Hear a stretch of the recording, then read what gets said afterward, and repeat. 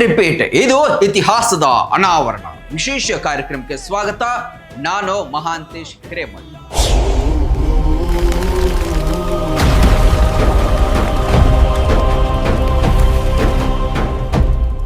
ಇತಿಹಾಸದ ಇಂಚಿಂಚು ಮಾಹಿತಿಯನ್ನ ತಿಳಿಸಿಕೊಡುವಂತಹ ಈ ಕಾರ್ಯಕ್ರಮದಲ್ಲಿ ಇವತ್ತು ಒಬ್ಬ ವೀರನ ಕಥೆಯನ್ನ ಹೇಳೋದಕ್ಕೆ ನಾನು, ಆ ವೀರನ ಹೆಸರು ಬೆಳವಡಿ ಒಡ್ಡರ ಯಲ್ಲಣ್ಣ.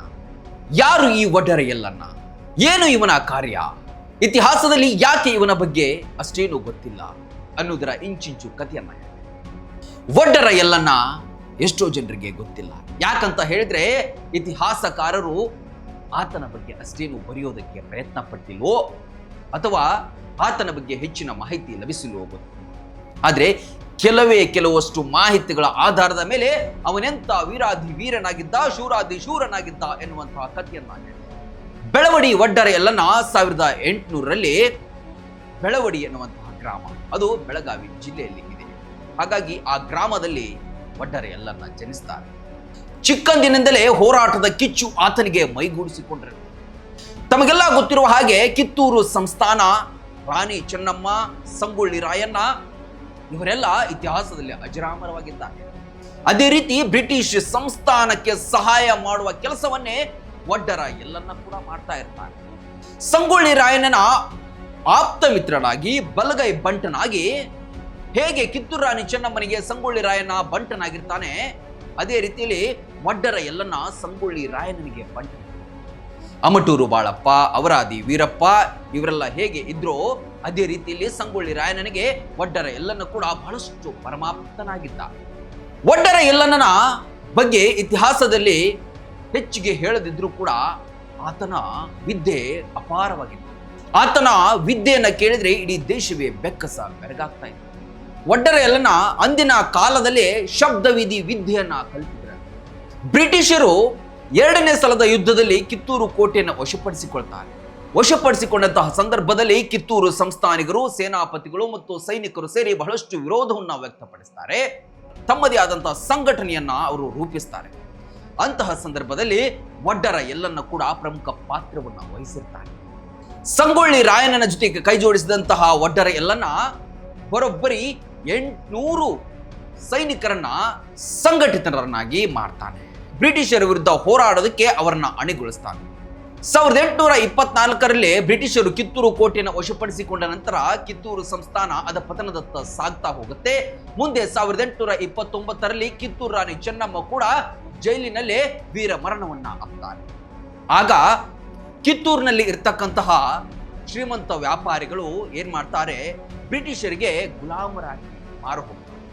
ಯಾರು ಕೂಡ ಕಿತ್ತೂರು ಸಂಸ್ಥಾನದ ಪರವಾಗಿ ನಿಲ್ಲೋದಿಲ್ಲ. ಅಂತಹ ಸಂದರ್ಭದಲ್ಲಿ ಸಂಗೊಳ್ಳಿ ರಾಯಣ್ಣನ ಬಂಟರಾಗಿರ್ತಕ್ಕಂತಹ ಒಡ್ಡರ ಯಲ್ಲಣ್ಣ ಅಲ್ಲಿ ಇಲ್ಲಿ ಸಂಘಟನೆಗಳನ್ನ ಕಟ್ಕೊಳ್ತಾನೆ. ಕೆಲವೊಂದಿಷ್ಟು ವೀರಾದಿ ವೀರರ ಯುವಕರನ್ನ ಒಳಗೂಡಿ ಬ್ರಿಟಿಷರ ವಿರುದ್ಧ ಸಿಡಿದು ನಿಲ್ತಾರೆ. 1830ರಲ್ಲಿ ಹಗಲು ಹೊತ್ತಿನಲ್ಲೇ ಒಡ್ಡರ ಯಲ್ಲಣ್ಣ ಕಿತ್ತೂರಿನ ಮೇಲೆ ದಾಳಿಯನ್ನ ಮಾಡ್ತಾರೆ. ಅಲ್ಲಿರ್ತಕ್ಕಂತಹ ಶ್ರೀಮಂತ ವ್ಯಾಪಾರಿಗಳ ಅಂಗಡಿ ಮುಂಗಟ್ಟುಗಳು ಅಥವಾ ಮಳಿಗೆಗಳ ಮೇಲೆ ದಾಳಿ ಮಾಡಿ ಅವುಗಳನ್ನೆಲ್ಲವನ್ನ ಧ್ವಂಸ ಮಾಡ್ತಾರೆ. ಅಲ್ಲೇ ಬ್ರಿಟಿಷ್ ಅಧಿಕಾರಿ ಕೂಡ ಇದ್ರೂ ಕೂಡ ಇದನ್ನೆಲ್ಲ ನೋಡಿ ಅವರು ಬೆರಗಾಗಿ ಬಿಡ್ತಾರೆ, ಆಶ್ಚರ್ಯಚಕಿತರಾಗ್ತಾರೆ, ನಡುಗಿ ಹೋಗ್ತಾರೆ. ಅಂತಹ ಭೀಕರ ದಾಳಿಯನ್ನ ಒಡ್ಡರ ಯಲ್ಲಣ್ಣ ಸೇರಿದಂತೆ ಎಲ್ಲರೂ ಕೂಡ ವಹಿಸಿರ್ತಾರೆ. ಒಡ್ಡರ ಯಲ್ಲಣ್ಣನ ಇನ್ನೊಂದು ವಿಶೇಷತೆ ಏನಂತ ಹೇಳಿದ್ರೆ ಶಬ್ದವೇದಿ ವಿದ್ಯೆ.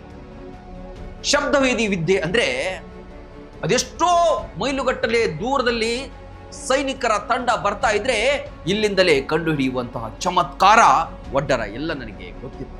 ಅಂದ್ರೆ ಒಡ್ಡರ ಯಲ್ಲಣ್ಣನ ಆ ಒಂದು ಚುರುಕುತನ ಎಷ್ಟಿತ್ತು ಅಂದ್ರೆ ಬ್ರಿಟಿಷರ ಅಥವಾ ಯಾರಾದ್ರೂ ಶತ್ರುಗಳ ಸೈನ್ಯ ಬರ್ತಾ ಇದೆ ಅಂತ ಗೊತ್ತಾದ್ರೆ ಆತ ಕಿವಿಯನ್ನ ನೆಲಕ್ಕೆ ಹಚ್ಚಿ ಕೇಳಿದ್ರೆ ಅದು 3 ಮೈಲಿ ದೂರದಿಂದ ಆತನಿಗೆ ಕೇಳ್ತಾ ಇತ್ತು.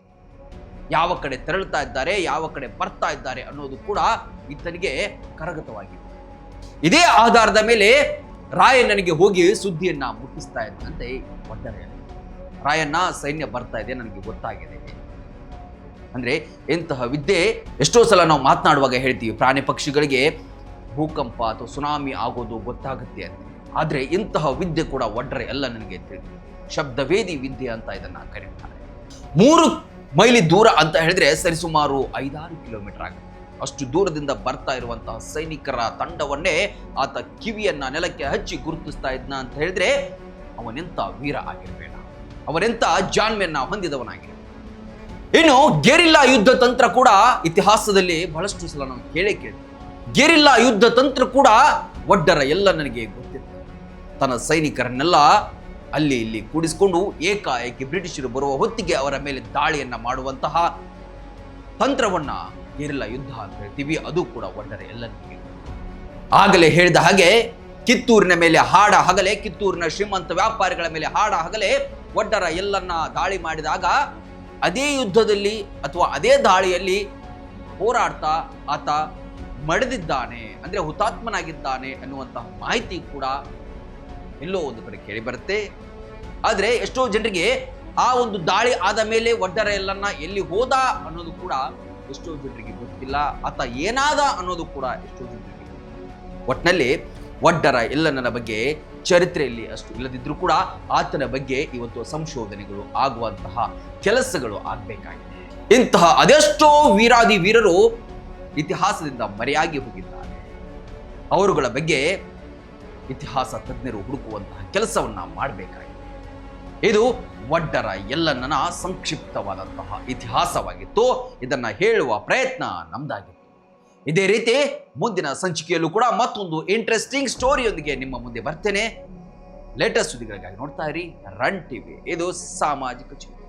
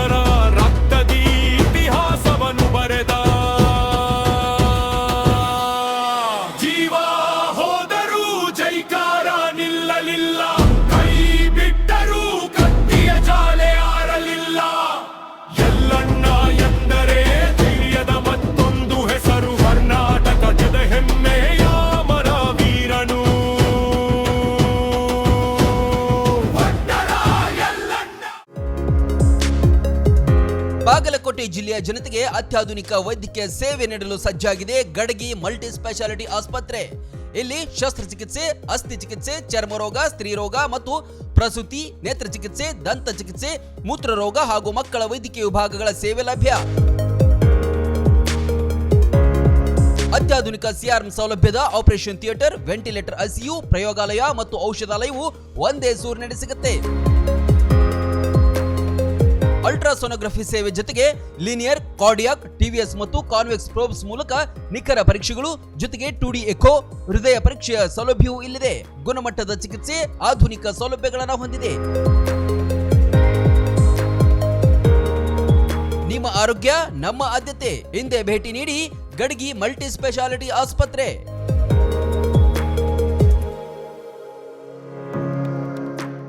ರನ್ ಟಿವಿ ನ್ಯೂಸ್ ವಿಡಿಯೋಸ್ ನೋಡಲು ಸಬ್ಸ್ಕ್ರೈಬ್ ಮಾಡಿ, ಬೆಲ್ ಐಕಾನ್ ಪ್ರೆಸ್ ಮಾಡಿ.